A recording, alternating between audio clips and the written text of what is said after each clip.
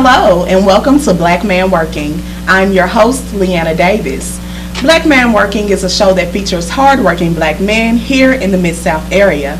Today's guest is Mr. Brandon White. How are you today, Brandon? I'm fine. How about you? I'm doing good. Thank you so much for being a guest on my show. No problem.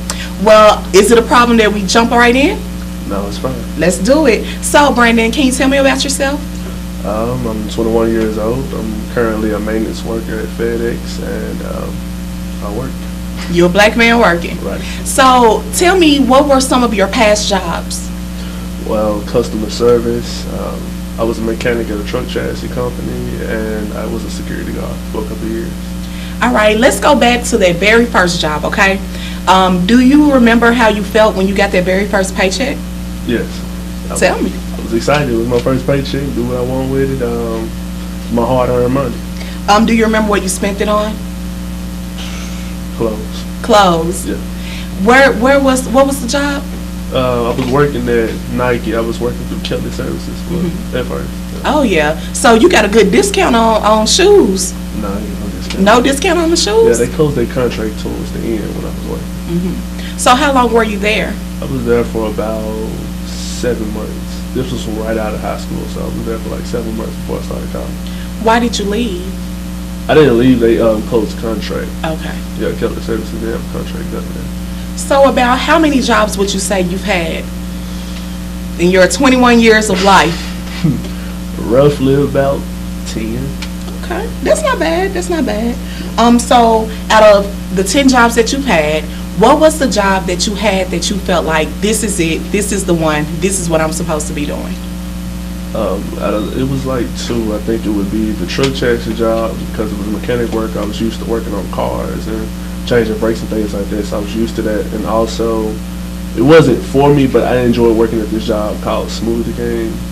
It was fun. It was fun. Yeah. So with the mechanic job that you were doing, why didn't you continue to pursue? Well, they had a training program going on, and it lasted about 6 to 7 months. And due to the fact that I didn't have enough experience when I came in, as soon as they got somebody who had the experience, they went ahead and just put them in place. Yeah. So you lost your job. Basically. Well, that's okay. You're still a black man working today. Right. So tell me, what do you do now? Like I said, I'm a maintenance worker. I work at FedEx under this company called Brock Services, and basically we just maintain any disruptions at FedEx. We fix on, ceiling tiles, buildings, tarps, anything that's needed to keep FedEx up and running that doesn't disturb any of the office workers. So lighting, Yes, air conditioning, maybe? Yes, we install AC units. We replace lights. How long have you been doing that? I've been doing that for about 8 months now. Okay. FedEx maintenance. So what are some of the challenges that you faced at work? Challenges from coworkers, supervisors, different tasks that come about? Well, it would have to be working under the harsh weather conditions. In the summertime, we have to go out and then we have to fix things called tarps that cover the gates on the outside of FedEx.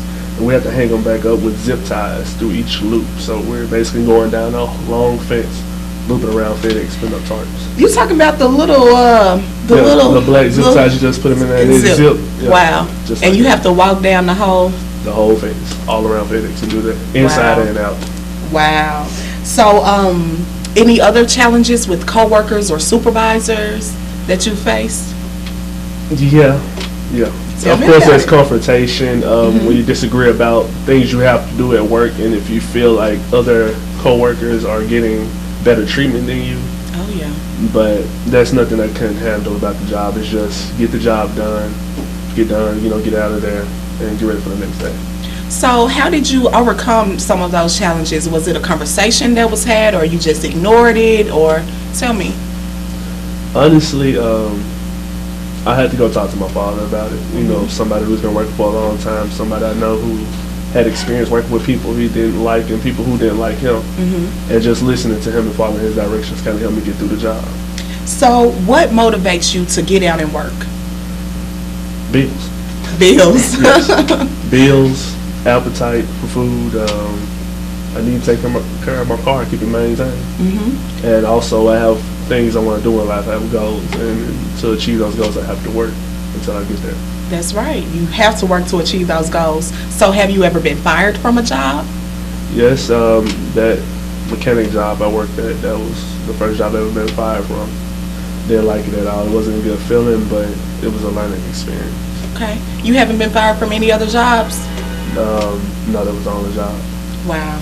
Well, that's good. It seemed like you have been maintaining your jobs and maintaining your professionalism in order to stay employed. Right. We don't really hear that much from young people 21 years old, so that's good.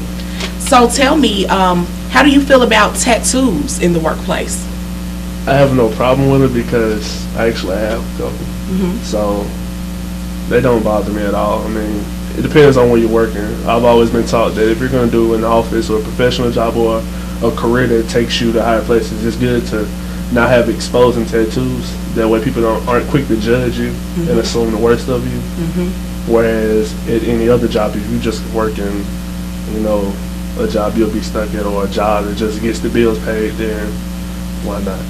So we're doing my show, Black Man Working. I met you at the door when you came in. What if I had a big heart right here in the middle of my chest? What would you have thought? Or a skull or something? Just right here, smack dab in the middle. Honestly, my first impression would be, why does she have a skull here? I mean, what are we doing the interview for? Yeah. Like, it would either you make a lot of money to the point where it's okay, or this must not be as genuine as I thought it was. Yeah, so it would have definitely gave you the wrong impression. All right, Brandon. Well, we have to take a quick break. We'll be right back on Black Man Working.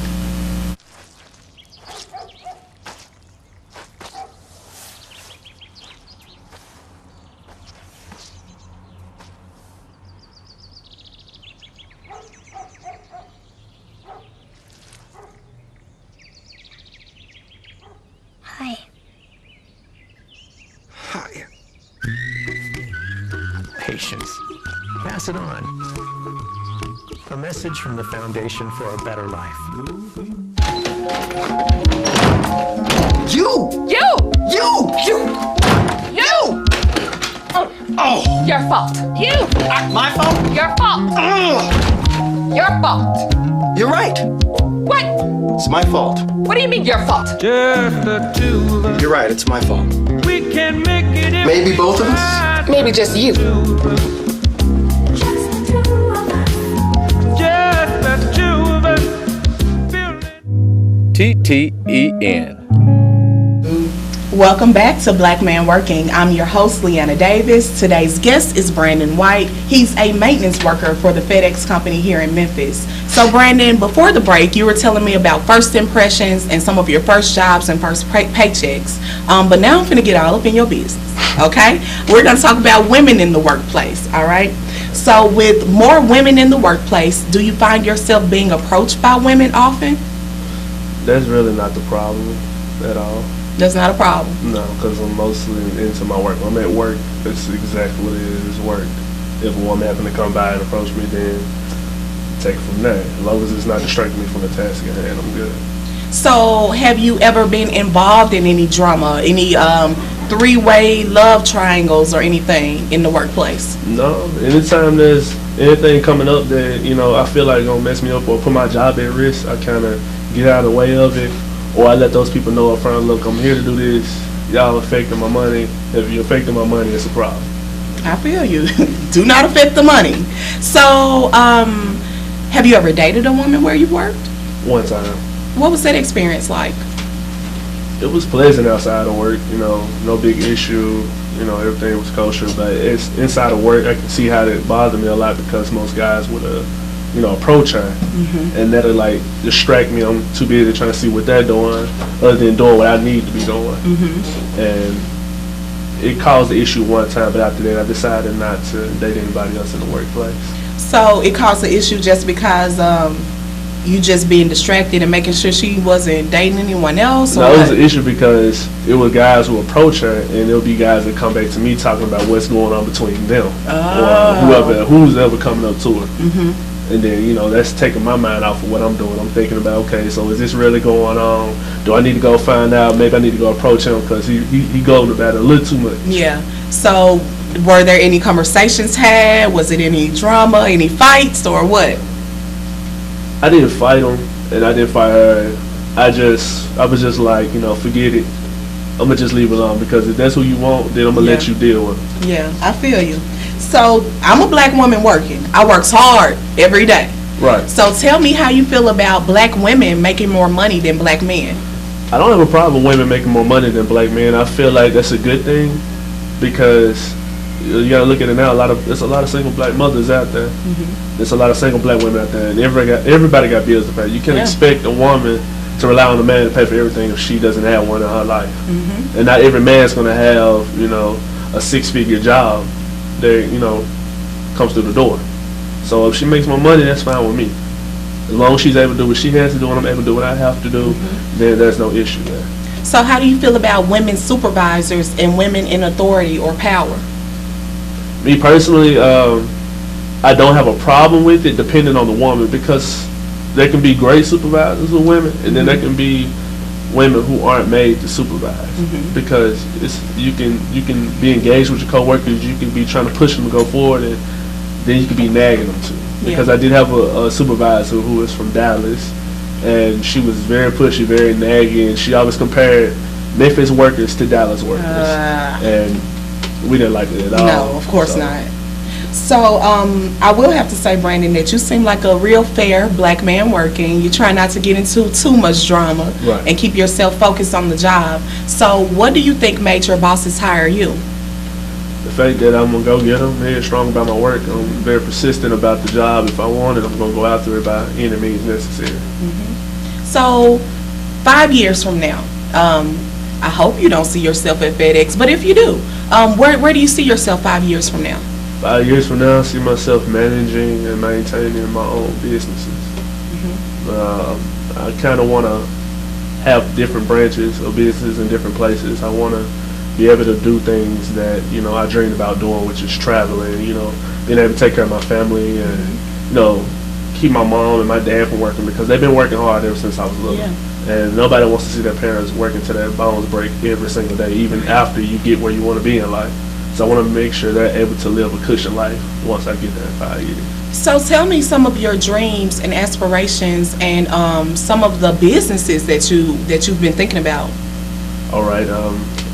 My dream is basically to be a artist. I want to be an artist as far as drawing, painting, things like that. That's my passion.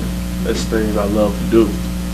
But on another scale, if I think more logical about it, then I think I want to be a social worker doing social work with kids, because I do love children, and children do have a big impact in my life as far as, you know, all the siblings and cousins I have, and nieces and nephews. I have a lot of kids in my family, so growing up around it, I was very active with kids. So you're interested in helping children and helping them succeed and find families and things like that. Okay. How do you, if you have a plan yet, how do you plan on launching some of these goals or career aspirations, or even, you know, maybe going to school for it? Well, right now, since I'm doing this maintenance work, this is all going towards me getting a better job, which is in HVAC. That's more money I can build up so I can pay more towards college. You know, because I only get a certain amount. I know right now, as far as my past grades, I'm not going to get as much scholarship money. So most of my money that I have to put towards school is going to have to come out of what I get out of pocket, what I get out of my pocket. So just, you know, go back to college, finish up, get me a master's degree in sociology, minor in business, so I can kind of get an idea of how both fields work, so that I can be able to manage things on my own. So did you just take a break from college? Yeah, I took a break. Okay, nothing's wrong with that. I know people that's been in college 12 years and they should have took a break. So unfortunately, it's time for us to take a break. We're gonna be right back. We'll be back on Black Man Working.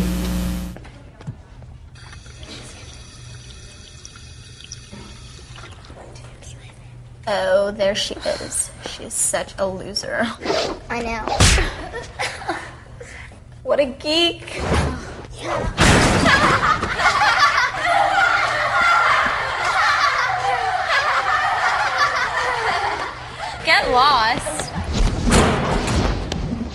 Words hurt. Don't be a part of it. You! Oh! Your fault. My fault? Your fault. Your fault. You're right. What? It's my fault. What do you mean your fault? Just the two of us. You're right, it's my fault. We can make it if Maybe both of us? Maybe just you. Just the two of us. TTEN. So Brandon, this is the part of my show where I want you to get personal with my viewers. I want you to look into the camera, and it's some men sitting at home that's been discouraged and they really want to get out and work, but they don't know what to do. They don't know how to start. So I want you to look into the camera, talk to my men at home, and give them some words of encouragement. Right. Well, for one, what you want to do is you want to get all your attention and all your focus on what do you really need in life. What's important to you right now? Is it, having fun, or is it getting their bills paid? Is it having money in your pocket? Is it doing what you need to do to make sure you move forward? So try to, go online, find jobs online, look through magazines, ask people that, work with groups of people, with a lot of people, and ask them, is there any hiring going on? Is there any openings going on? Things like that. Okay. All right, you just have to focus and try to get out there. You have to try some type of way. Right. So we got somebody sitting at home, Brandon, that's sitting there like, man, I hear you. Man, I done put in 30 applications online. A few of them called me back, and I went on a few interviews. Right. But they said that they only gonna pay me $7.25. I can't even eat lunch with $7.25. I'm worth $19 an hour. What would you say to the man that rejected a job because it wasn't paying enough money? Me personally, I would say that's very foolish. That's a dumb thing to do. Any job is better than no job. You need money to survive. That's a known proven fact. Unless you want to be sitting on the streets, homeless, without a home, without clothes, without food or water on a daily that you can depend on. Mm-hmm. So if they give you $7.25, if they give you $5.50, you need to take that, because it ensures your survival. It's better than sitting around doing nothing, relying on your mom or your sister or your family members to do things for you, because eventually you're going to end up burning your bridges and they're going to get tired of you too. And by the end of the day, the only person you're going to have to blame and look at for this is yourself. So you need to take what you can get and try to move forward with it. I had to put in applications for a job, and I didn't have a job for like 3 to 5 months at a time. And I ended up losing my apartment, my very first apartment. But I still had to keep looking for a job. I still had to put in applications, and when I first got that job at Smoothie King, making smoothies all day, not an ideal job, but it was $7.50 an hour. I just put in overtime. I kept asking for more hours until I had enough money in my pocket to do what I needed to do, and until I found a better job. So you have to keep that in mind and do what you need to do to make it in life. Yeah. I agree. I agree with you, Brandon, because ultimately that built your work ethic, right? Right. So you wouldn't be able to zip tie down tarps if you weren't able to make them smoothies, right? Right. All right. So as a black man working, do you feel pressure to perform better than any other race? Not necessarily, because everybody is doing things for themselves. Every man for himself out there, and everybody has to look out for themselves and for their family. Every other race, I don't know what they're dealing with. I don't know what they're going through. I don't know what the racial profiling or stereotypic things they have to deal with at the workplace. I know what I have to deal with as a black man, and I know I have to move forward. So no, I don't feel pressured by any other race. Okay. So who are some people who have influenced you, famous people or people in your personal life, who are some people that have influenced you to get out and work? Well, my dad would be number one. My dad is a hard-working man. He's the ideal father. He is the ideal role model for anybody who's blessed enough to have him in their life. And I'm just glad I had him in my life growing up. I got to watch him punch in at 6 in the morning and leave at 4:30 in the evening every day, hands and knees, working on truck trailers, driving around, repairing tires. And once he got out of work, he comes home and he takes care of us, cook, clean, teach us how to go out there and earn an honest dollar by cutting yards and, cleaning attics, things like that. My dad taught me the real value of being a working black man, and I'm glad and I'm blessed to have that.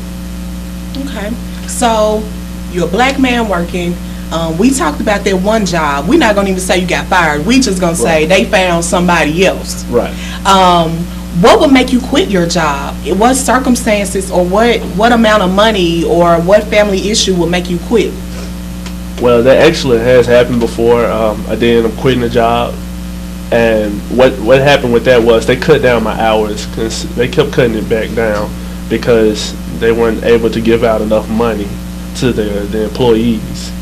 And I felt like if you're going to keep cutting my hours and I'm not going to get what I need or what I'm used to getting to do what I need to do, then I need to go look for a job elsewhere. So the moment I found another job was the moment I quit that job and I pushed forward. So that's pretty much the only thing I can think of that'll make me quit a job. Insults and, things like that doesn't bother me in the workplace. Trying to get under my skin, that doesn't work with me. I'm able to push that to the side and keep moving forward. What if you win the lottery? Oh, if I win the lottery, I'm out of here. I'm gone. Gone. I'm not in Memphis anymore. I'm probably somewhere in LA or DC somewhere in a nice little penthouse somewhere. Y'all won't even hear about Brandon White again. I'm gone. Wow. Well, it's like 1 in a million chances to win a lottery. So true. You may just be a black man working all your life. Maybe. So I was born in 1990. Woo! I'm very proud of that. The years are flying by though. Like I remember when I got my very first cell phone. And technology is changing like by the day. Right. So the young people these days, they know how to work the technology and they are evolving with technology. But what are some other skills or assets that they need to have in order to survive in this world? Like they need to really focus on the basic things, like being able to do things around the house. I've noticed a lot of young men don't even know how to change the tires on their car, let alone the oil. Some men don't even know how to fasten a cabinet door back onto the wall when it's falling out. Mm-hmm. So try to, get the handyman experience, learn how to install a toilet, learn how to change your oil, your tire, learn how to, put a backsplash on the kitchen wall, things of that nature.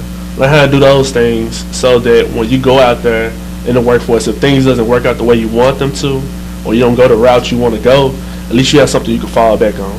You can learn a trade. You can pick up something with the experience you already have, and you can push forward with that. So, real quick, with all of the jobs that you have, would you say that they prepared you for the job you have today? Yes, it gave me a lot of patience. Mm-hmm. It taught me that you're not going to always get the ideal workplace. You're not going to be around the ideal people, but you have to do what you need to do to make it, and that's all that matters is that you make it. That's all that matters is that you make it. You must have patience in order to make it. We got to take another break, y'all. We'll be right back on Black Man Working.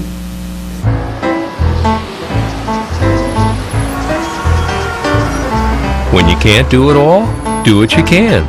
Caring for others. Pass it on. A message from the Foundation for a Better Life.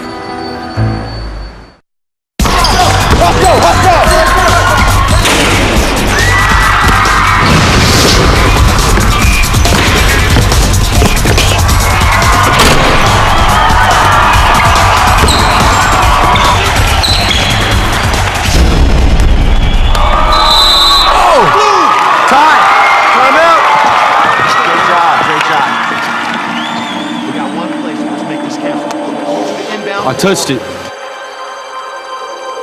I touched the ball before it went out, coach. Come on, Alex. The ref did not call that. You gotta be kidding me, Alex. It's the championship game. Talk to him, coach. I touched it. It's their ball.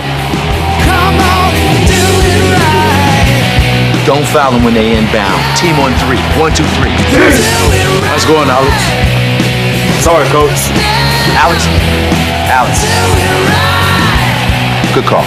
Sportsmanship. Pass it on. Ref. I touched the last. They say I'm a bad kid. Or a charity case. A troublemaker. Worthless. There are more than 3 million children in America's child protection and justice systems. Kids who have been abused, neglected, traumatized. Kids who act out. The worst cases you can imagine. They say I'm messed up. A drain on society. Just a stupid mistake. For their safety and others, some of these children have to be removed from their homes, separated from their families, they're at the mercy of an overwhelmed system. I don't think I'm a lost cause. I'm just a kid. Youth Villages believes that no child is a lost cause, not a single one, because a stable, loving family can help any child succeed.